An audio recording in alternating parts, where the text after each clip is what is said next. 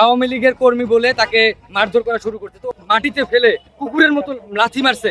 সেই জিনিসটা দেখার পরে যখন সেখানে প্রতিহত করতে গেছি, তারা আমাকেও মারধর শুরু করছে। মতের পক্ষে গেলেই আপনি ভালো, মতের বিপক্ষে গেলেই আপনি আওয়ামী লীগের দোসর। আমি জামাত বিরোধী সাংবাদিক, এরপরেও তারা আমারে মারছে।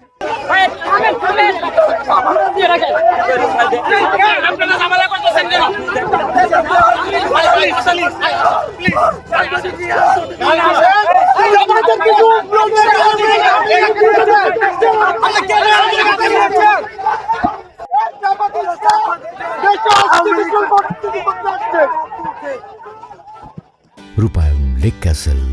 Welcome to the land of peace. আপনাদের লোক হাজারীবাগ থানার আমির এটা শুরু করছে।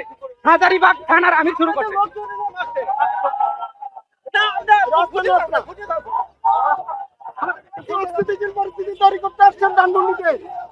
দর্শক, আপনারা দেখছিলেন জামায়াতের যে ফ্যাসিবাদ বিরোধী যে মিছিলটি আছে, সেই মিছিলটি ধানমন্ডি 32-এর সামনে আসার পর এখানে একজন প্রশ্ন করা নিয়ে কথা বলে এক সাংবাদিকের উপর তারা ক্ষিপ্ত হয়ে সাংবাদিককে আঘাত করে এবং মারধর করে সেই সাংবাদিক রক্তাক্ত হয়েছে। আমরা আপনাদেরকে সরাসরি দেখিয়েছি যে সেই সাংবাদিককে মারধর করে রক্তাক্ত করা হয়েছে।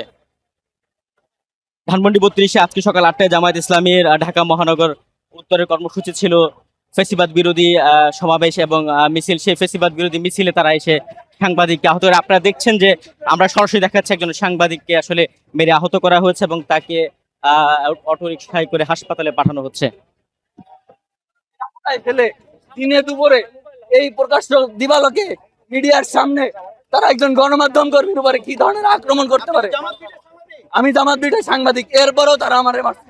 অথচ এদের অধিকাংশ তাদের ভাষ্য, তারা একটা কথা বলছে হাজারীবাগ থানা আমি সেই কথার প্রতিবাদ করছি যে আপনি এই ধরনের কথা গণমাধ্যম কর্মীদের বলতে পারেন না। এরপরেই জামাতের নেতা কর্মীরা আমার উপরে আক্রমণ করে। হাজারীবাগ থানা আমির সে বলছে যে আপনারা না নিজে চলে যান, আমাদের নেওয়া লাগবে না, আপনারা মন চাইলে থাকেন, না মন চাইলে চলে যান। আমি এই কথার প্রতিবাদ করছি বিধায় তারা আমার উপরে আক্রমণ করলো। কেন আক্রমণ করছে? অথচ জামায়াতের আমির তো বলে স্বাধীন গণমাধ্যম। স্বাধীন গণমাধ্যমের নমুনা যদি এই হয়, আমি স্বাধীন গণমাধ্যম বলতে জামায়াতের আমির যদি এটাকে বুঝায় যে একজন গণমাধ্যম কর্মীকে পিটিয়ে রক্তাক্ত করবে, আমি এটা নিন্দা জানিয়ে রাখলাম। আমার নাম মাহফুজুর রহমান, আমি কাজ করি দৈনিক সকালের মাল্টিমিডিয়া রিপোর্টার হিসেবে। কথা বলার পরে দায়িত্বশীল নিজেই বলেন আপনারা এখান থেকে চলে যান, আর দরকার নাই।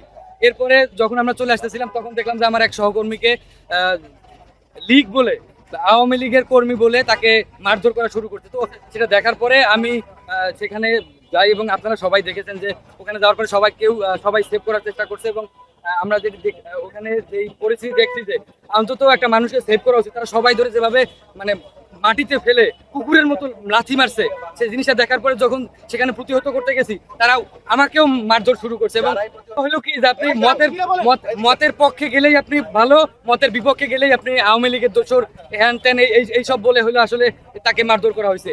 সে জামায়াতের একজন জামায়াত বিটের সাংবাদিক, এইটা তো অন্তত যে দায়িত্বশীল ছিল তার অন্তত জানার কথা ছিল।